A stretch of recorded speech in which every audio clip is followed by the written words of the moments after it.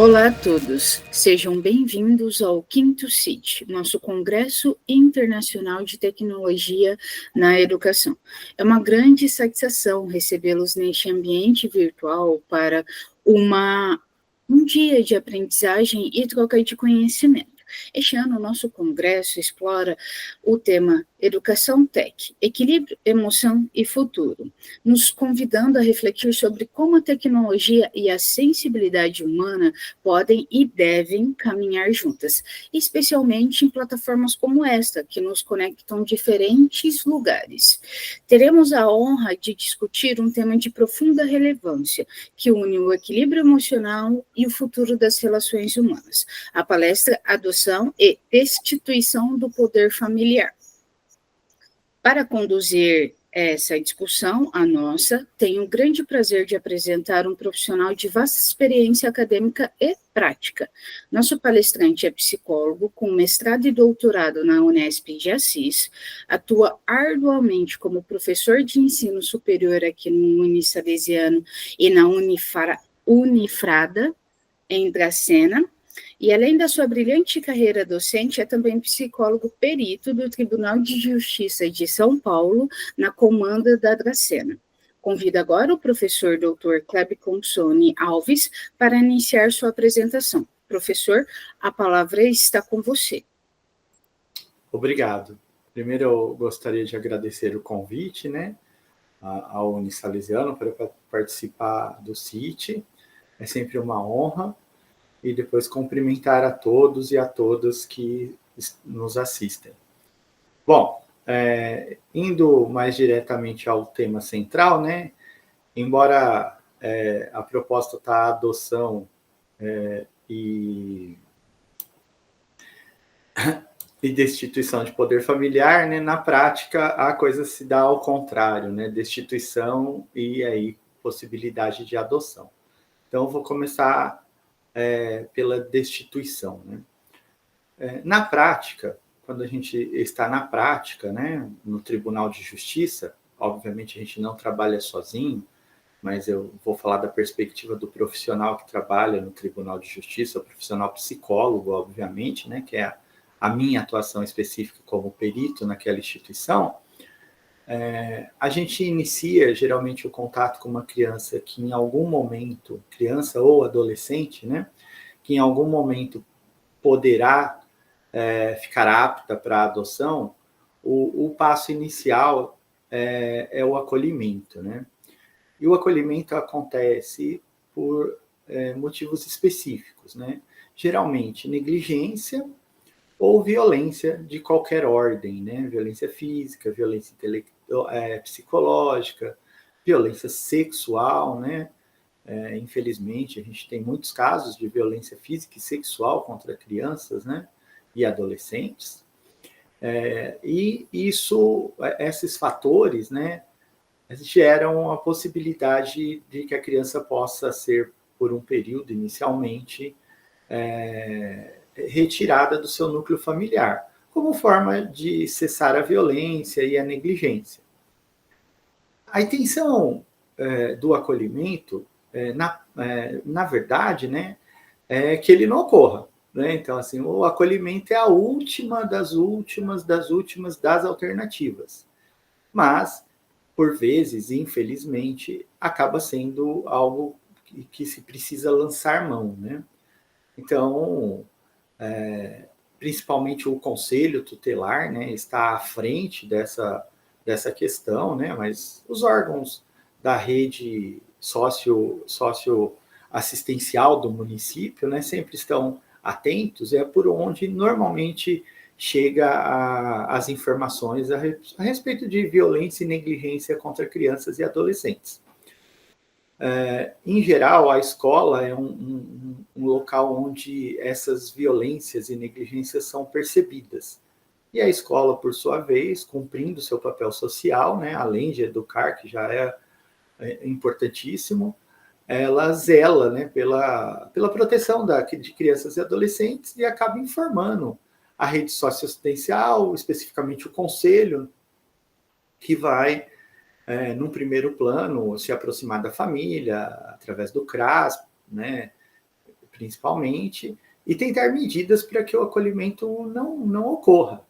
Mas, dependendo de como a situação está posta, se você já tem uma violência instaurada, se você tem uma negligência instaurada, ou seja, se a vulnerabilidade não é mais uma perspectiva e já é uma realidade, por vezes, infelizmente, é necessário lançar mão desse dispositivo de levar a criança ou o adolescente, né, vítima, para uma instituição de acolhimento institucional, né, ou para uma família acolhedora. Vai depender de como o município está em relação a esses aspectos. O SAICA, né, que são as instituições, né, de acolhimento institucional, está sempre disponível. As famílias acolhedoras, às vezes você não tem famílias acolhedoras cadastradas para aquele município, para aquela comarca. Então, sobra como única opção mesmo a instituição de acolhimento. Quando você tem essas famílias cadastradas, a preferência em geral, para que a criança ou o adolescente vá para essas famílias. Porque a instituição de acolhimento, por melhor que ela possa ser, por mais arduamente que seus profissionais trabalhem, por mais dedicados e acolhedores que eles sejam com as crianças e os adolescentes que estão acolhidos, ela não deixa de ser uma instituição de acolhimento, onde a individualização, apesar dos esforços, ainda fica comprometida.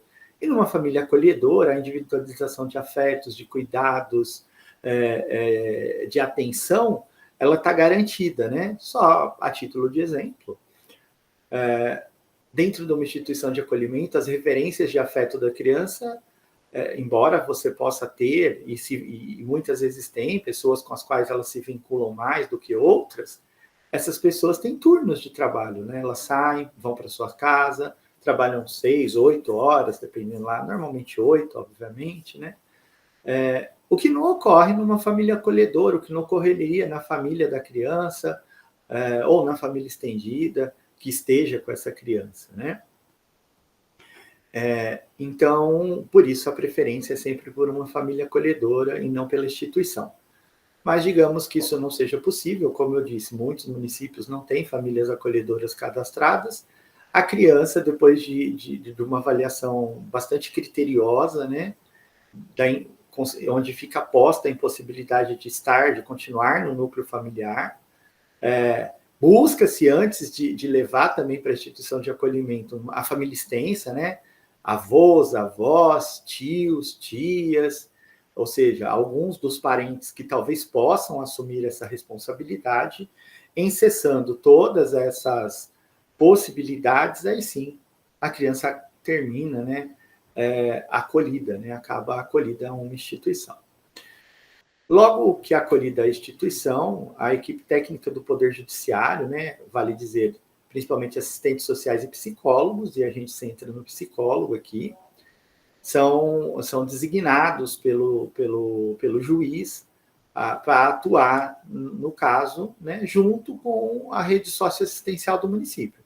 Então, o psicólogo do Tribunal de Justiça, perito, né, vai atuar, vai entender, se inteirar do caso, tem a realização do PIA, né, do Plano Individual de Atendimento, junto com a instituição de acolhimento, junto com a rede, né, socioassistencial, vale dizer, CRAS, eventualmente CREAS, outros órgãos da assistência social, saúde, cada caso é um caso, né? Então, de repente, a gente tem uma família em que você tem pessoas adictas, né? Ou seja, pessoas que fazem uso de substâncias entorpecentes, né? Álcool e outras drogas, né? E aí a gente precisa estar trabalhando junto com o CAPES, né? Então, às vezes, a negligência ocorrida na família por parte da mãe, do pai, se deu pelo uso dessas substâncias, né? Então, a proposta de trabalho inicial é a perspectiva de retorno ao núcleo familiar. Então, o saneamento das questões que levaram à negligência, eventualmente violência, né? Se possível, e aí a equipe atuante, a equipe do fórum, né? O psicólogo, juntamente com a rede do município, a saúde, a assistência social, vão atuando e buscando montar um plano de ação para que aquela família seja oportunizada, né, aquela família, possibilidades para que elas possam sanear, né, os fatores que levaram, infelizmente, à perda da guarda, ainda que momentânea naquele momento, do filho, da filha, daquela família, né? Então, são feitas várias avaliações, né? Uma inicial, logo que a criança é acolhida, onde a família vem, a criança, fala-se com a criança, ou adolescente, com a família, né? Com a família nuclear, ou seja, mãe, pai, com a família extensa, se é possível acioná-los. Então, normalmente, os avós maternos, paternos, eventualmente tios, tias, tanto por parte de pai, por parte de mãe, ou seja, todos os familiares que é possível alcançar e que possam servir de opção, né, caso o retorno para a casa dos pais não seja possível. Porque a intenção primévora, né, é cessar o acolhimento. O acolhimento ele é evitado ao máximo, e quando ocorre, a ótica de todos os atores, né, do psicólogo do Tribunal de Justiça, do assistente social, do juiz, do promotor, da rede socioassistencial, né, de todos esses atores que estão atuando no caso, é que a criança ou adolescente deixe a instituição de acolhimento o mais rápido possível. Então, são feitos esforços, né, com a criança, com o adolescente, com a família, mãe, pai, com a família extensa, avós, tios, né, eventualmente outros que possam servir de referência, para que fiquem com a guarda da criança, né, e a criança possa retornar a um ambiente familiar, não institucional. Mas, infelizmente, em muitos momentos, né, isso não é possível. Depois de uma série de acompanhamentos, então, logo que a criança é acolhida, depois, no mínimo, a cada 3 meses, são feitas reuniões que são chamadas audiências concentradas, né? Via de regra, são audiências concentradas, né? Onde está presente o juiz, o promotor que está atuando no caso, a equipe técnica do Poder Judiciário, assistente social, psicólogo, a rede socioassistencial do município, a família envolvida, né? E essas audiências, elas são feitas no intuito de se chegar a consensos que possam, né, como disse anteriormente, cessar o acolhimento. Mas depois de uma série dessas reuniões, às vezes 4, 5, o que já perfaz um acolhimento longo, né, que já vai chegando a ano de acolhimento, né, e dada a impossibilidade de retorno ao familiar, é comum a promotoria que atua no caso, né, o promotor de justiça, portanto, o representante do Ministério Público aí, entrar com um pedido, né, de destituição do poder familiar. Na prática, é o entendimento de que, olha, foram feitos os esforços necessários para que pudesse a criança retornar ao núcleo familiar, se não o núcleo familiar dos pais, eventualmente até o núcleo familiar extenso, né? Ou há a possibilidade de pessoas que sejam referências, como padrinhos, madrinhas, se tem proximidade, se é constatada essa proximidade, se tem relação ampla com a criança, com o adolescente, existe a possibilidade de que essas pessoas possam, em querendo, em se propondo, assumir a guarda também, né? Mas, enfim, feito tudo isso e não se consegue, é comum que o representante do Ministério Público entenda pelo pedido de destituição do poder familiar, né? E é comum também o juiz abrir o processo nesse sentido e determinar a atuação do perito, né?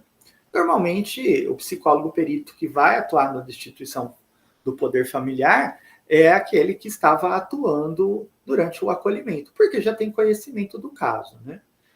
Então, nessa atuação de destituição do poder familiar, é feito mais um último esforço no sentido de entender a possibilidade de reintegração à família, considerado que isso, naquele momento, é dificultoso, que não está surtindo efeito, faz-se um relatório, né, um laudo psicológico e coloca as questões, os acompanhamentos que foram feitos, qual o intuito dos acompanhamentos, a aderência da família aos acompanhamentos.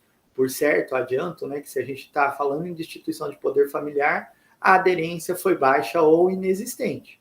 O tempo que se tentou essas ações, né, a aderência da família, não só ao acompanhamento dos técnicos do Poder Judiciário, como também aquilo que foi ofertado pela rede, eventualmente um tratamento junto ao CAPES, um acompanhamento psicológico na UBS, outros acompanhamentos mais, né? Então, a percepção de que aquele núcleo não está aderindo às possibilidades, né? De que não está ocorrendo a mudança desejada e que está cronificando, né? Ou seja, a criança está permanecendo acolhida com uma perspectiva de cessação do acolhimento muito distante, são fatores ressaltados aí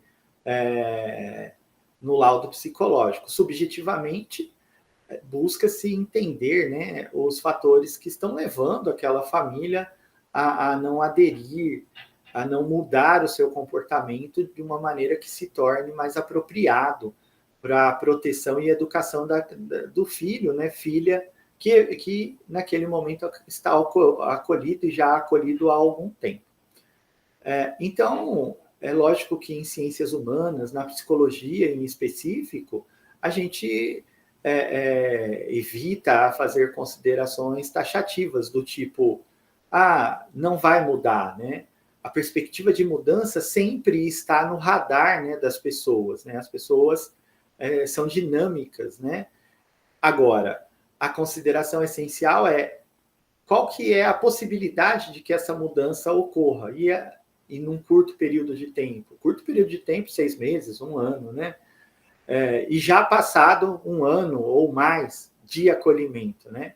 E aí, muitas vezes, essa reflexão traz o entendimento de que essa possibilidade de que o comportamento mude num curto período de tempo e a família deixe de ser negligente, deixe de apresentar um viés de desproteção à criança, ao adolescente, seja protetiva, está um tanto quanto distante naquele momento. E vai redundar na prolongação do acolhimento. Então, tendo essas evidências, o juiz ou a juíza, né, em muitos momentos, acaba optando pela destituição do poder familiar, né? E aí, quando ocorre a destituição do poder familiar, a criança fica, ou o adolescente fica apto, né, habilitada para compor o cadastro de adoção, né? Então, ela fica, ela vai aparecer no Sistema Nacional de Acolhimento e Adoção, ela já estava, né, por causa do acolhimento, mas agora ela está apta para a adoção, então ela já vai estar no sistema. O sistema, nesse momento, assim que você coloca a sentença, né, de destituição do poder familiar, ele começa a cruzar perfis, né? O perfil da criança com o perfil de casais ou pessoas individualmente que estão cadastradas para adoção, né? Que fizeram todo um acompanhamento, que também passaram pela equipe técnica do fórum, assistente social, pelo psicólogo, entrevistas, visitas, e acabaram sendo qualificadas como casais, né? Eu posso ter casais ou posso ter pessoas sozinhas, né?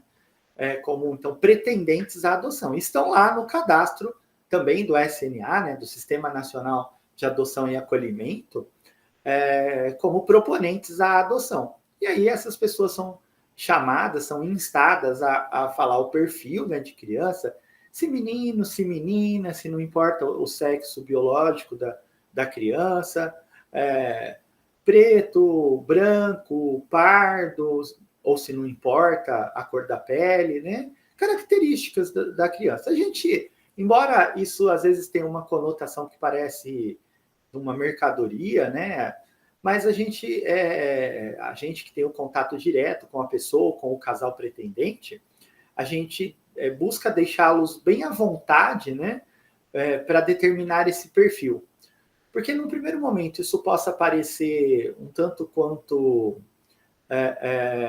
estranho, mas a gente sabe pela literatura, pela experiência, que quanto mais a criança se encaixar dentro do perfil desejado, ou adolescente, menor é a possibilidade de que dê errado o acompanhamento, a aproximação para a adoção e a adoção. Né? A gente sabe que não existe devolução de adoção, embora as pessoas usem esse termo, né? Ah, devolveu, né? Não devolve, né? Uma vez adotado, é filho, e qualquer questão aí é abandono novamente, infelizmente, né? Então, a gente quer, ao máximo, diminuir a possibilidade de que ocorra um novo abandono pós-adoção. E aí, estimular o perfil de que a pessoa ou o casal passa o perfil de acordo com o que tem como viável, é essencial para isso, né? Então, por isso que é estimulado dessa maneira, né? Só uma parte, né? A gente tem no Brasil um número muito discrepante entre crianças e adolescentes que estão habilitados para serem adotados e casais ou pessoas, né, por exemplo, os pretendentes que podem adotar. O número de pretendentes é muito maior do que o número de crianças e adolescentes na condição de adoção. Em torno de 5 mil crianças e adolescentes que estão aptas à adoção e mais de 30 mil pretendentes que podem adotar, que estão habilitados a adotar. E aí, obviamente, para muitos vai surgir a questão aí. Então, por que eu tenho 5 mil, né? Se eu tenho 30 mil pretendentes, pega 5 mil desses e eu não tenho mais nenhuma criança ou adolescente numa instituição de acolhimento aguardando adoção. Isso ocorre porque os perfis, né, e a gente entra na questão do perfil, eles não batem um com o outro. Né? Basicamente, após os 5 anos de idade, a demanda, né, de casais que aceitam, né, que colocam no seu perfil como crianças maiores de 5 anos de idade, é muitíssimo baixa, né? É chamado de adoção tardia. Então, a criança passou dos 5 anos, fica muito, muito rara a possibilidade da adoção. Quanto mais essa idade progride, menor a possibilidade. É óbvio que muitos já devem ter visto na mídia ou ter convivido com situação de pessoas ou casais que adotaram já crianças de 8, 9 anos, ou às vezes até adolescentes, né, o que é mais raro ainda, mas essas são exceções à regra. Em regra, você tem uma demanda altíssima para crianças recém-nascidos, até os 3 anos, dos 3 aos 5, essa demanda diminui bastante, né, mas ainda é presente, e depois dos 5, ela cai a um nível muito baixo, e vai diminuindo conforme a idade aumenta, né? 6, 7, 8, né? O que redunda muitas vezes que crianças que vão para o acolhimento com mais de 5, 6 anos e não conseguem, né? Não a criança, né? A criança não deve ser a instituição, o poder público, o poder judiciário não consegue alocá-la novamente na sua família, seja estendida, seja a família nuclear, essa criança tem grande chance de ficar na instituição de acolhimento até os 18 anos, o que é muito ruim. Né? Então, essa é uma realidade posta no país, né? Bom, nesse sentido, uma vez, então, acolhido, feitas as tentativas para que retorne à família, não alcançado esse objetivo e caminhou-se para a destituição do poder familiar, ocorreu a destituição, agora a criança faz parte da possibilidade da adoção, né? Então, assim que a criança é vinculada, né, ou são vinculados, né, a criança por um lado, um casal ou um pretendente solo pelo outro, há uma aproximação, né?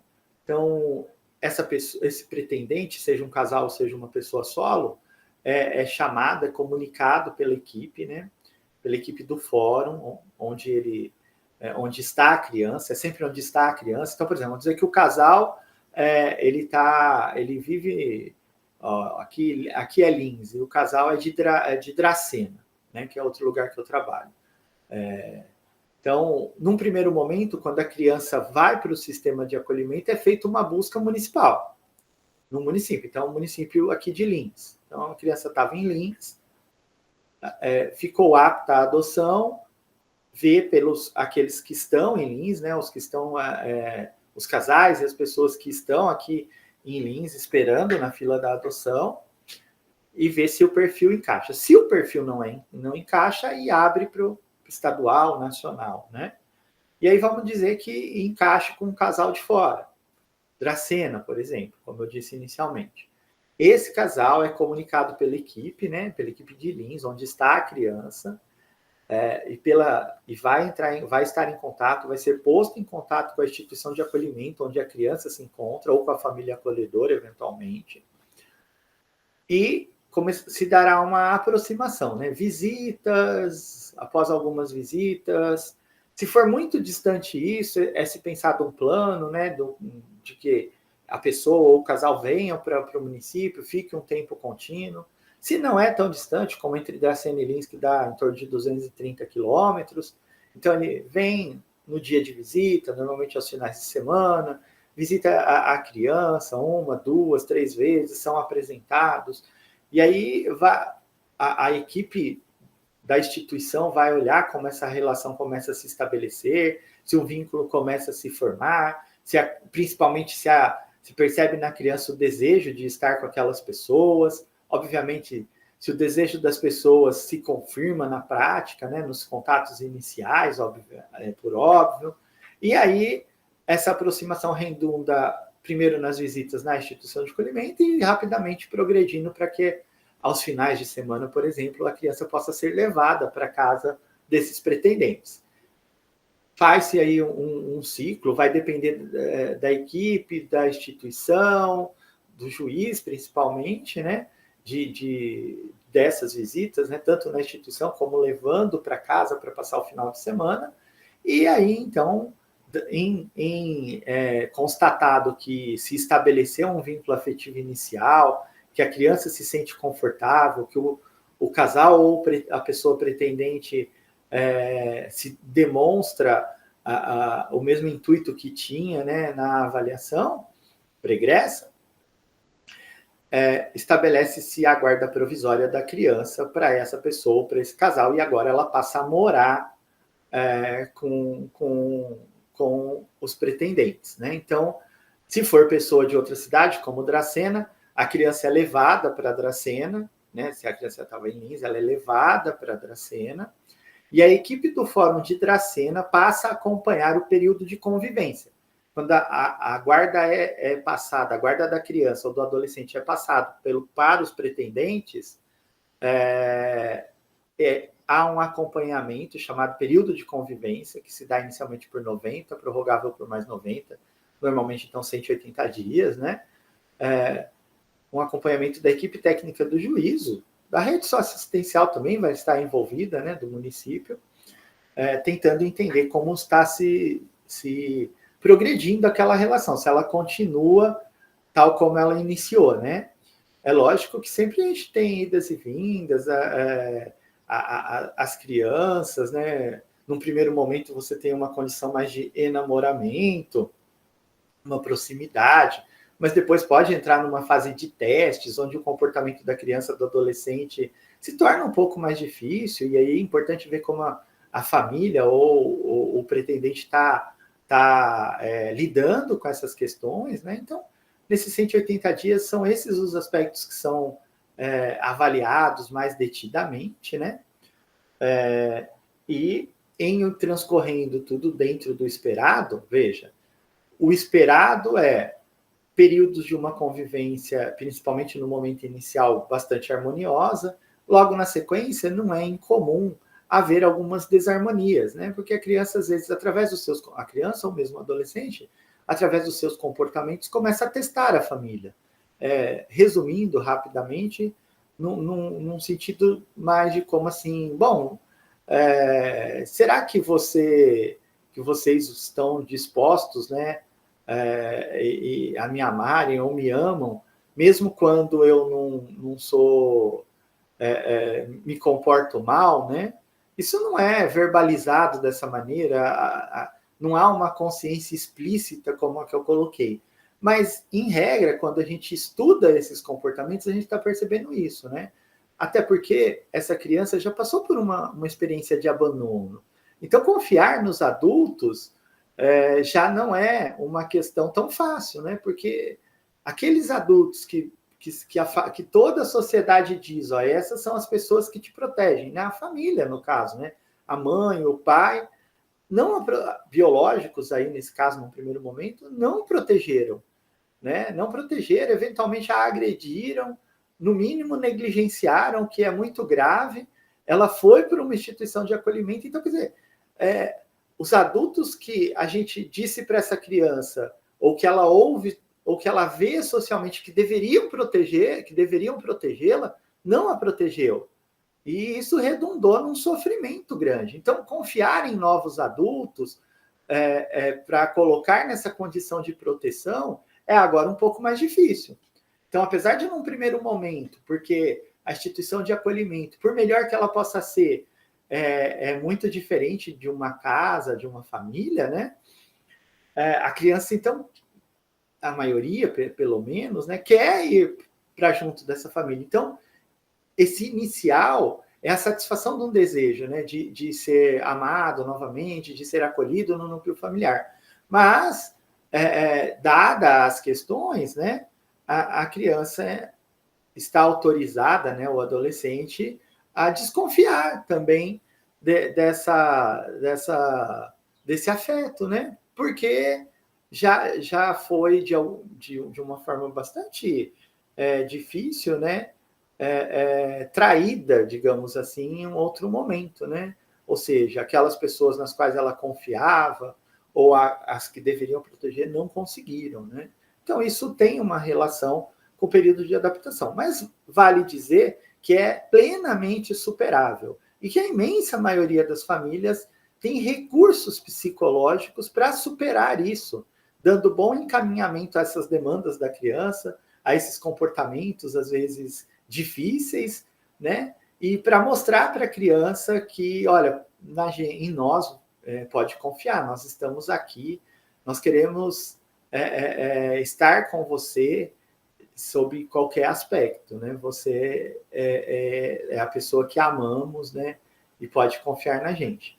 E aí, com o tempo, esse vínculo vai se estabelecendo. Então, nesse período curto de avaliação de 6 meses, a gente busca ver essas fases, como elas estão acontecendo e qual a habilidade do núcleo familiar para lidar com as mudanças, né, no temperamento, no comportamento, de acordo com o que eu já falei.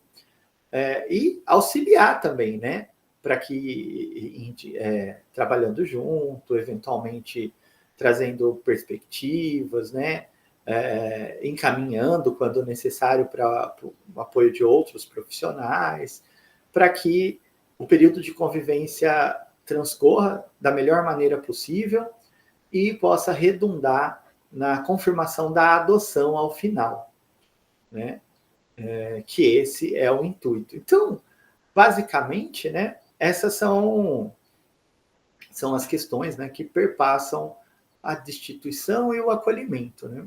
E aí a grande questão né, a gente não pode se precipitar, né, o juiz, no caso, auxiliado por toda essa equipe, não pode se precipitar na destituição, mas também não pode perder o time, né, e alongar muito uma situação que vai redundar em destituição, relegando a criança ou adolescente a permanecer mais tempo na instituição de acolhimento.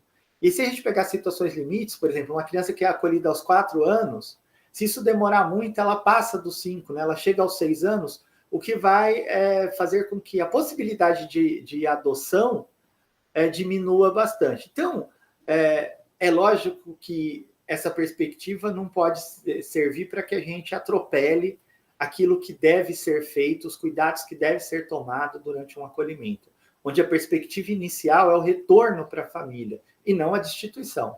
Mas encaminhar a questão da melhor maneira possível, com a maior agilidade possível, para que fique claro logo, tão logo fique claro que não haverá possibilidade de reintegração ao núcleo familiar, realizar a destituição, aumentando a possibilidade da adoção. Porque a pior perspectiva que pode ocorrer é a criança não conseguir voltar para a família e a idade avançar a um ponto que a adoção se torne muito difícil e a criança fique relegada a permanecer na instituição de acolhimento. Essa é a pior perspectiva. E muitas vezes acaba ocorrendo. Ocorre também por outros fatores, né? Alguns aspectos tornam a adoção ainda mais difícil, né? Então, por exemplo, se a criança é uma pessoa com deficiência, seja intelectual, seja física, esse é um fator que acaba excluindo muito a possibilidade de adoção. Dos casais pretendentes que eu lido até hoje, né? E isso já passou, pegando todos os lugares que eu atuei, já mais de 100 pessoas, talvez, né? Entre casais, mais de 100 pretendentes entre casais e pessoas solos, eu não me lembro de nenhuma delas que no seu perfil colocou pessoa com deficiência, né? Outra questão também que acaba diminuindo demais a possibilidade da adoção, infelizmente, se a criança possui uma doença incurável. Por exemplo, às vezes não está instaurada a doença, né, mas é portadora, né, do vírus HIV. Né, você não tem ainda a síndrome da imunodeficiência adquirida, não tem a doença, mas tem o vírus, né?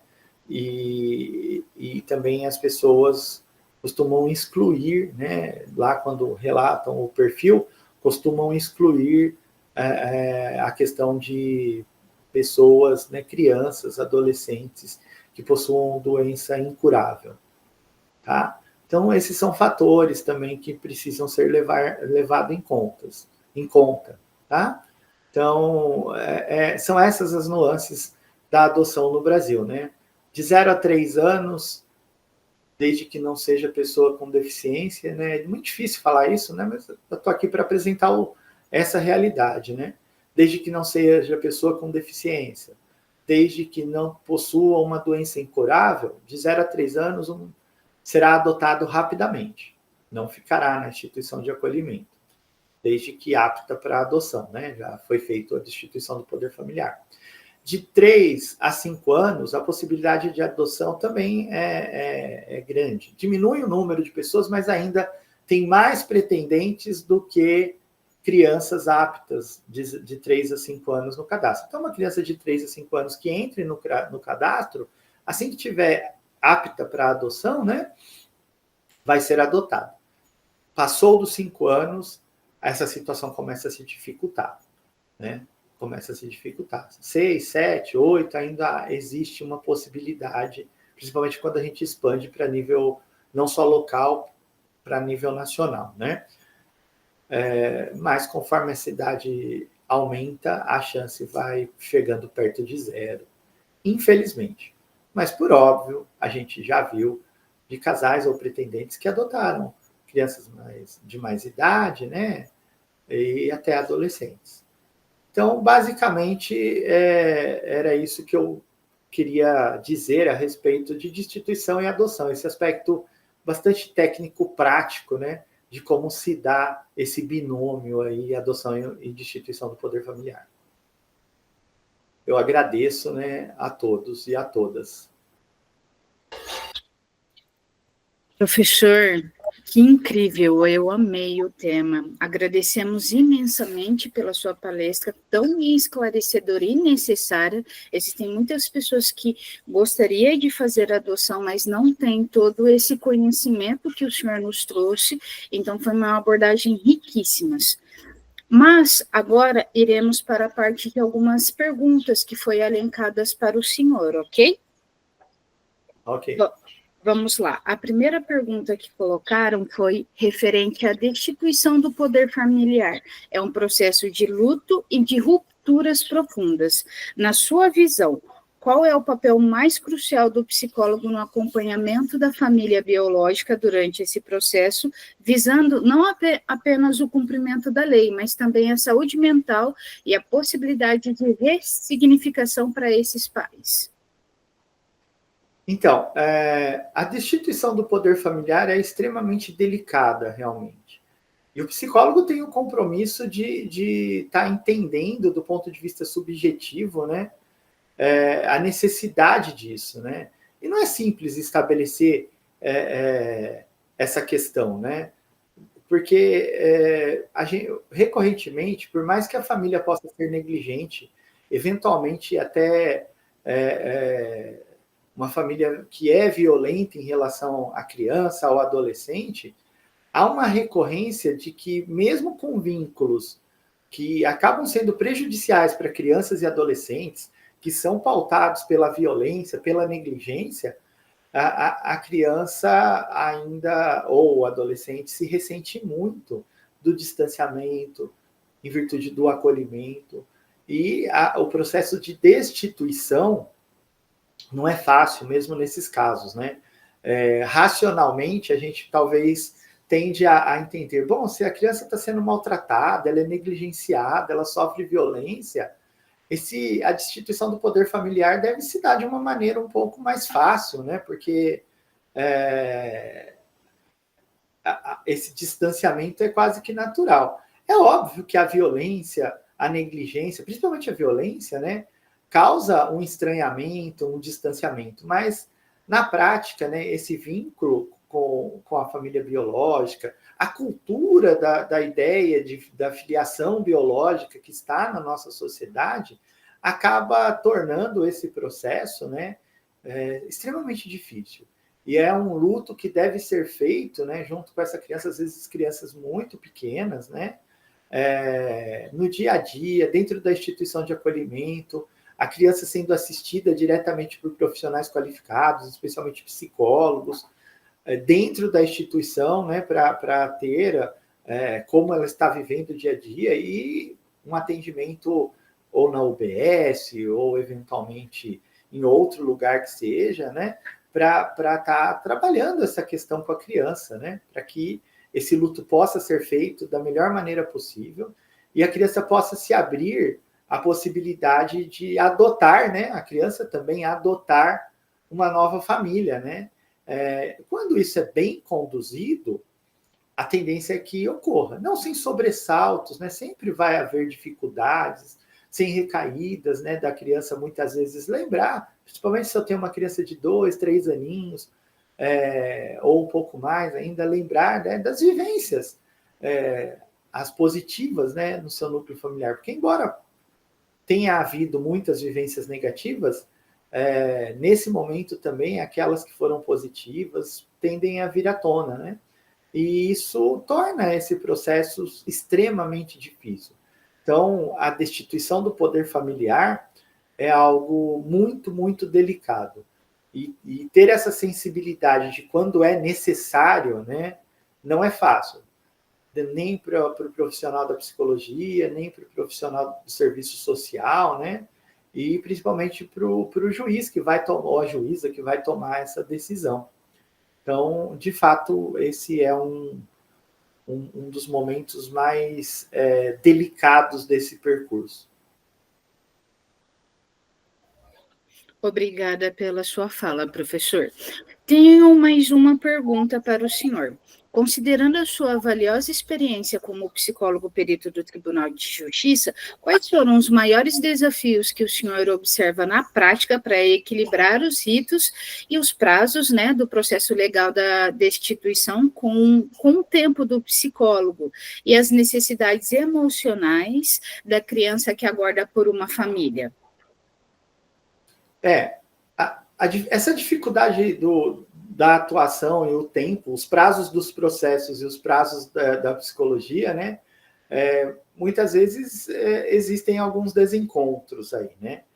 nos lugares que eu atuei, né, foram 2 deles, né, atualmente na comarca de Dracena, mas atuei também na comarca de Cafelândia, a gente conseguia manter um diálogo bastante estruturado, né, com os juízes ou juízas responsáveis por essas decisões, né? Então, a prorrogação de prazo, quando necessária, era, em geral, autorizada. Mas é sempre difícil, né? Porque a gente tenta trabalhar numa perspectiva de estabelecer o maior nível de segurança possível em relação aos apontamentos psicológicos, né? Que envolvem tanto a destituição como a adoção, né?